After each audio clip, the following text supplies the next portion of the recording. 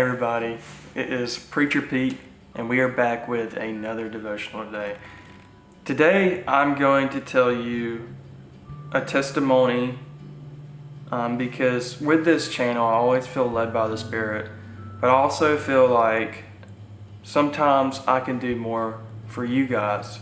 Sometimes I can do more for this ministry, and especially with putting out more devotionals or more testimonies that has happened in my life. So tonight, we're going to be talking about, or today, it's actually today, wherever you're at in the day, we're going to be talking about discipleship. Now, God will always fine-tune your discipleship when you're meant to be called for something big, but He will also work on you no matter what circumstance of your faith that you're in. And that means if you just figured out about God, share Him.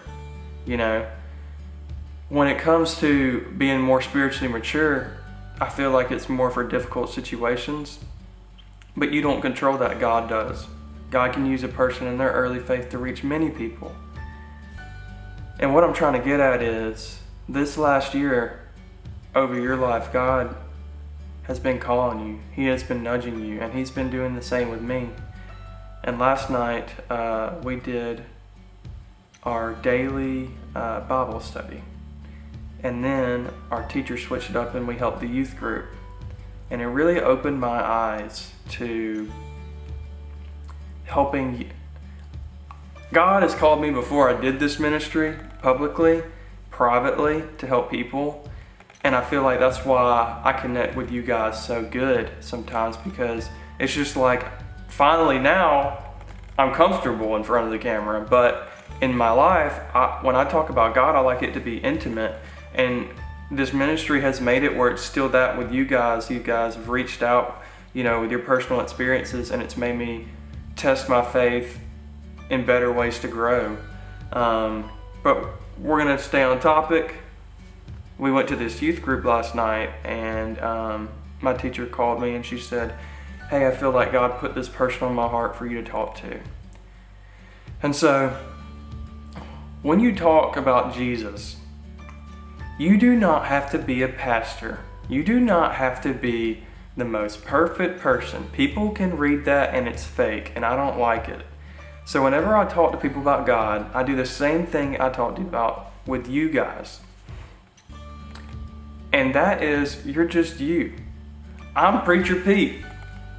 You're you. You can't be me and I can't be you. That's why God made us all so special. Now with these young men, they were both in high school. One was a senior, one was a freshman. And I just thought in my head, I was just talking to God. I was like, what was I going through? And then I remembered, everybody asks you, what do you want to do with your life? And they also ask you that later in life too. Because you're always kind of figuring it out. It depends for some people, but for the most part, you're still always figuring life out. But for a question for young men, that's super hard. You know, they're thinking about their future and they're being told all these things from different places. And God has always provided my career. He's always excelled my expectations. And not only that, He's blessed me. When I walked into rooms, people know my name. He's blessed me. When I walk into rooms, I don't even have to try. There's favor there. And God will do the same in your life when you put the giver over the gift. We don't worship the nice things in life. If we do, we're just like everybody else. There's no light in that. You're envying, you're coveting. We just spoke on it yesterday. If you have a great job and you value that job, you're going to start belittling people because you think that you're better because you make a higher income. I think this is why we go through storms and trials in our life, because you might be way up here and then bam, life hits you and you're way down here, right? It's very humbling, and this last year I've had both of them, and I'll tell you, it humbled me in many different ways, more than I could ever think, but it also made me grateful. It also made me thankful for every situation of life that I'm in. So today we're going to be talking about what do you want to do in your life. Well, with these young men, you know, my testimony to them was that God always provides. And I know that's very generic, but I just wanted to let you know He will always put you in the right direction. And it might not be right now, or might not be right on the time that you want it. And you might, there might be some suffering, some hardships in it. But them suffering, them hardships are what build you, I'll tell you, I look completely different on my finances. I look completely different on the food that I eat, my health. And I look completely different on just the way I think about people, like when it comes to being judgmental. And a lot of you guys go to church on this channel, which is great. I'm assuming because you love Jesus. But if you don't, this is what this ministry is here for. I like to talk to people outside of church because that's where God should be. His light should not just be in a church, it should be everywhere. And we often get this mixed up when we do go to church for a long time because we're like, oh, I don't want to stay around that crowd. But then Jesus was often called the friend of sinners because he was hanging around sinners all the time. Now, your circle, your friend group matters. It's very important to be around spiritual people, and that's why I encourage you to join a small group, because I would have never talked to these young men inside the church. I've never done that inside. I've done it outside, but I've never done it inside of church. And I'll tell you, it's not just about spiritual, things that you need to do. It's about your life, motivating you. On this ministry, I know that you're going through things and I'm going through things, right? But it's our job, it's our wisdom and free will that God gives us, right? The free will that we can make for sin is the same free will we can motivate. We can go and chase our goals, right? There's nothing wrong with that, as long as God is in the center of that. And if He's in the center of it, you can't fail. I'm just letting you know right now, if one door closes, a better one opens. There's no failing. Like I said, you win or you win. And when I left this with these young men, they were like, it was not just a testimony, it was, wow, whatever I do in life, I'm going to be able to serve God in it.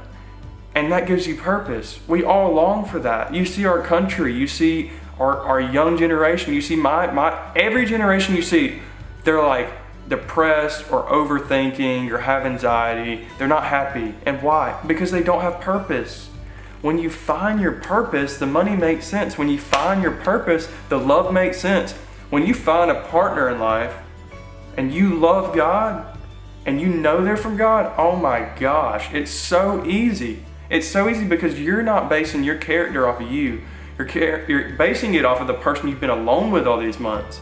You're basing it off of this person who loved you, God Himself, when you're going through every storm and trial. Now, this ties to when we're getting up in life, when you get that level up, because it's coming. You might know when, but God is building you for that moment. If you're going through whatever season you're going through, discipleship is talking about God in the high and the lows, right? I think of God as my dad sometimes. I'm very open to this, and he covers in multiple forms of love. It's overwhelming, actually. And a lot of that is because a father always wants the best for his son or his daughter, his child, right? So when we're discipling and we're not in the best situation, just imagine this. Just take a moment and think about it. You're in a bad situation, but you're talking good about God. Imagine your dad. Imagine a parent, a grandparent. I know some of us are in different situations. Whatever role model or friend that you have, imagine you're in the worst situation. You could talk bad about them, and you're like, you know what? I love that person. They've always supported me. That right there, that's your faith. That's your salvation. And that's all God's asking you to do.